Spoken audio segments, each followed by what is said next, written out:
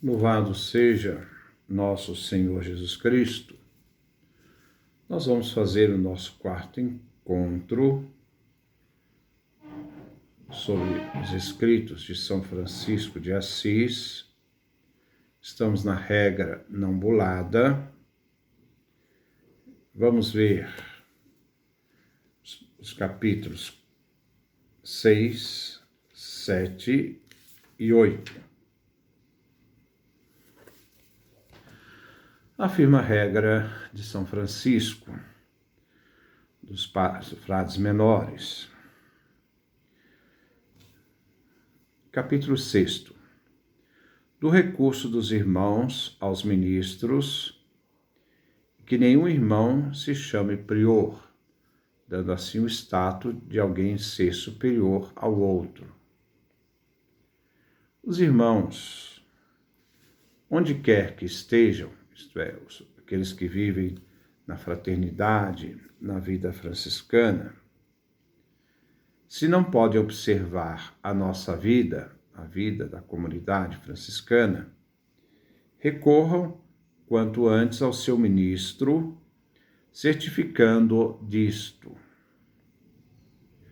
O ministro, então, se empenha em atendê-los, de tal modo como ele próprio quereria ser atendido, se estivesse em semelhante situação. Então, não com ar de superioridade, mas estar diante do outro, reconhecendo a realidade do outro como se essa realidade também fosse dele, e assim resolvesse a situação. E ninguém se chame prior, mas nesse gênero de vida, vivida pela comunidade franciscana, todos se chamem irmãos menores. E um lave os pés do outro. Aqui faz uma referência ao Evangelho de São João, capítulo 13, versículo 14. Capítulo 7. Do modo de servir e de trabalhar. Todos os irmãos, onde quer que estejam, junto a outros para servir ou trabalhar, não sejam camareiros, nem despenseiros, nem presidam nas casas em que servem, nem recebam algum ofício que gere escândalo ou faça detrimento à sua alma, fazendo referência a Marcos, capítulo 8, versículo 36. Então, ocupar cargos, ofícios que sejam eticamente aceitos e não ofícios que possam gerar escândalo para a comunidade dos irmãos ou para aqueles que estão de fora. Mas sejam os menores e os súditos de todos que estão na mesma casa. Todos são servidores. Se coloquem como servidores do outro, nunca como autoridade. Os irmãos que sabem trabalhar, trabalhem. E exerçam aquela profissão que souberem. Se não for contra a saúde da alma e pudesse ser exercida honestamente. Pois diz o profeta: comerás dos teus trabalhos frutificantes, serás feliz e estarás bem. Salmo 127, versículo 2. E o apóstolo, no caso aqui Paulo: quem não quer trabalhar, não coma. Como segundo Tessalonicenses, capítulo 3, versículo 10. E cada qual permaneça naquela arte ou ofício para o qual foi chamado. 1 Coríntios, capítulo 7, versículo 24. E pelo trabalho podem receber todas as coisas necessárias, exceto o dinheiro. Então, ao exercer o trabalho, ele pode receber o fruto do seu trabalho, só não pode receber dinheiro pelo trabalho. O dinheiro se torna uma fonte de discórdia e de competição, então por isso se trabalha não pelo dinheiro, embora se possa receber alguma coisa que não seja dinheiro como resultado do seu trabalho. E quando necessário, recorram às esmolas como os outros pobres. Podem viver de esmolas, mas não recebendo dinheiro. O dinheiro vai ser recebido simplesmente se tem algum enfermo, aí é para o enfermo, não é para a comunidade. E seja-lhes permitido ter as ferramentas e instrumentos oportunos para os seus trabalhos. Todos os irmãos empenhem-se em suar por meio de suas obras, porque está escrito: fazes sempre algo de bom para que o diabo te encontre ocupado. Porque toda pessoa desocupada se torna oficina do diabo, né? É isso que ele está querendo dizer. E ainda, a ociosidade é inimiga da alma, da vida, alma que é vida. Por isso, os servos de Deus devem insistir sempre na oração e em alguma boa obra, justamente para não abrir espaço para a ação do mal na vida deles.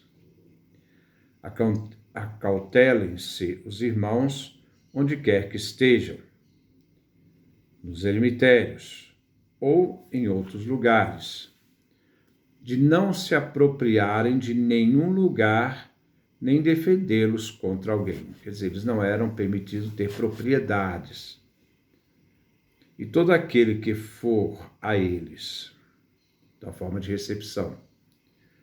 Então, todo aquele que for a eles, aos irmãos, à comunidade, à fraternidade, amigo ou adversário, gatuno ou ladrão, seja recebido benignamente. É transformar a vida da pessoa no acolhimento, porque muitas vezes o preconceito gera uma atitude, né, de exclusão das pessoas. Acolher todos com dignidade, seja quem for. E os irmãos, onde estejam e se encontrem, devem se alegrar e se honrar espiritual e diligentemente uns aos outros sem murmuração.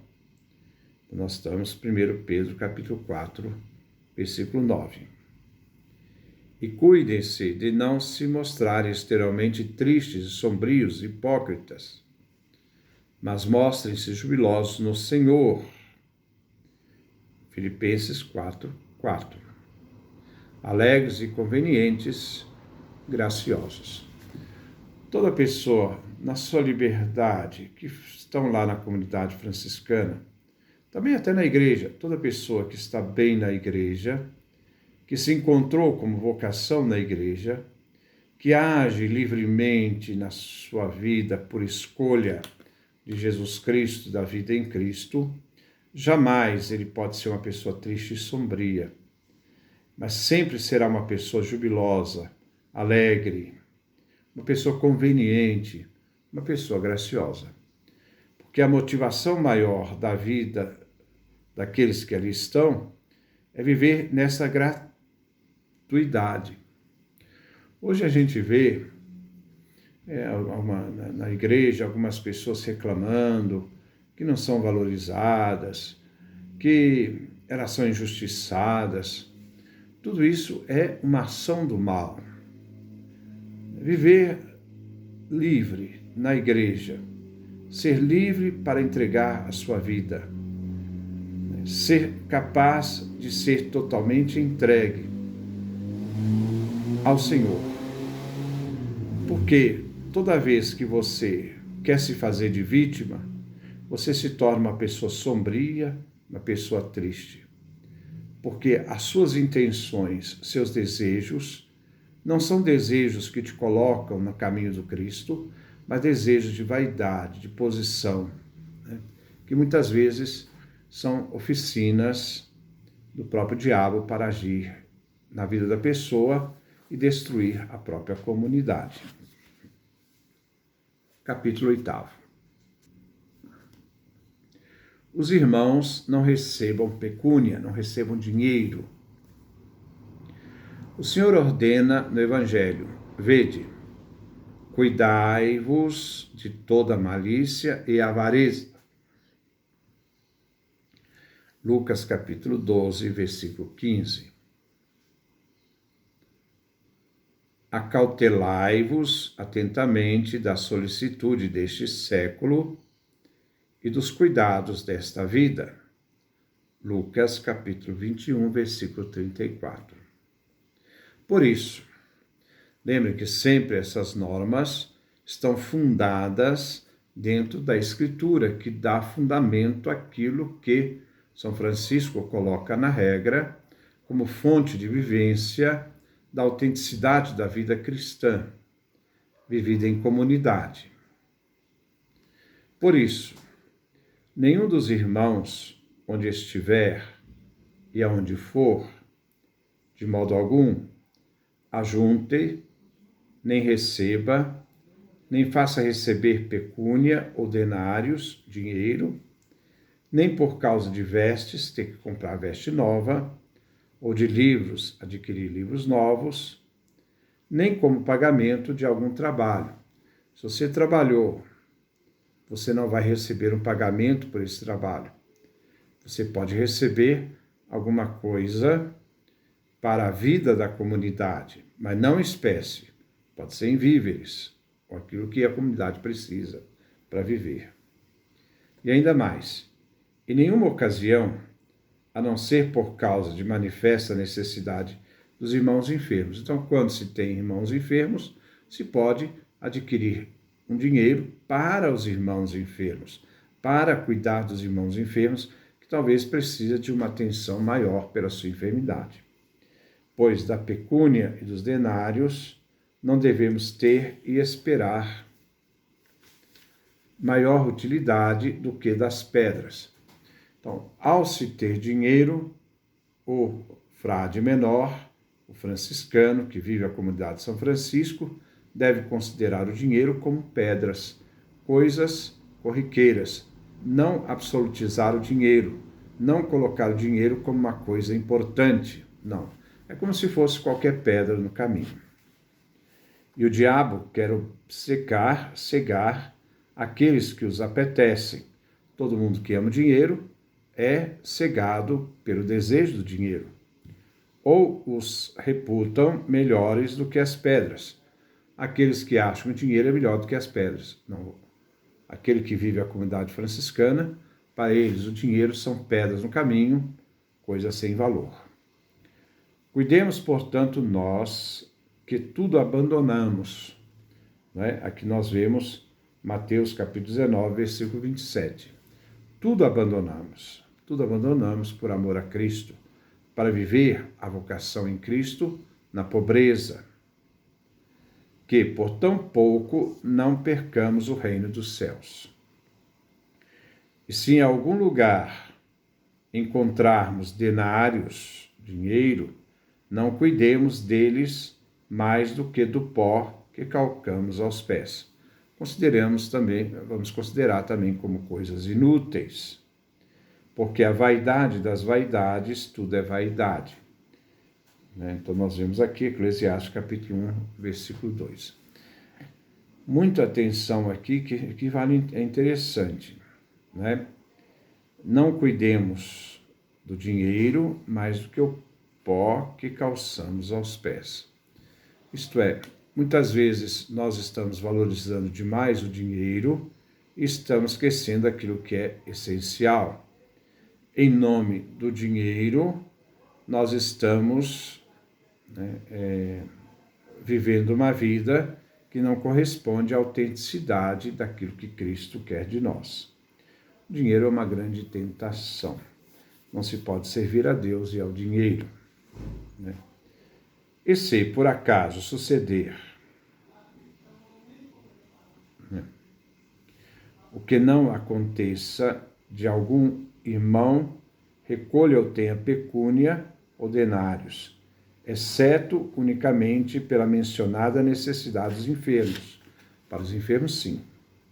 Todos nós, irmãos, o tenhamos se ele procura o dinheiro, a não ser pela necessidade dos enfermos, este irmão, fazendo a escolha pelo dinheiro, pela sedução do dinheiro, este irmão seja considerado falso irmão, apóstata, gatuno, ladrão e que tenha a bolsa.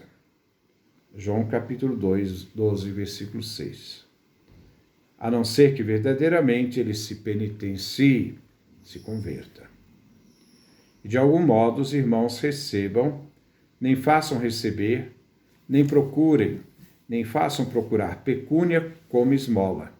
Nem mesmo ao pedir esmola eles podem receber dinheiro. Não se deve fazer isso. Então, nem denários para casas ou lugares que eles têm. Ter o dinheiro para poder dar sustentação a casas e lugares. Nem andem acompanhados de pessoa à procura de pecúnias, que estão atrás de dinheiro, ou denários para tais lugares. Para as casas dos franciscanos ali. Os irmãos, porém, nos lugares onde moram, podem, com a bênção de Deus, fazer outros serviços que não são contrários à nossa vida. Trabalhar com a mão.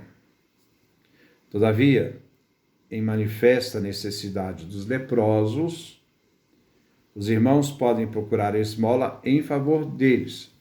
Então, eles podem receber o dinheiro, as esmolas, mas em favor dos leprosos. Dirigir aquela esmola para os leprosos. Em nenhum momento ficar com alguma coisa dessa esmola, porque senão você está tirando do outro, você está roubando, porque a esmola foi destinada aos leprosos.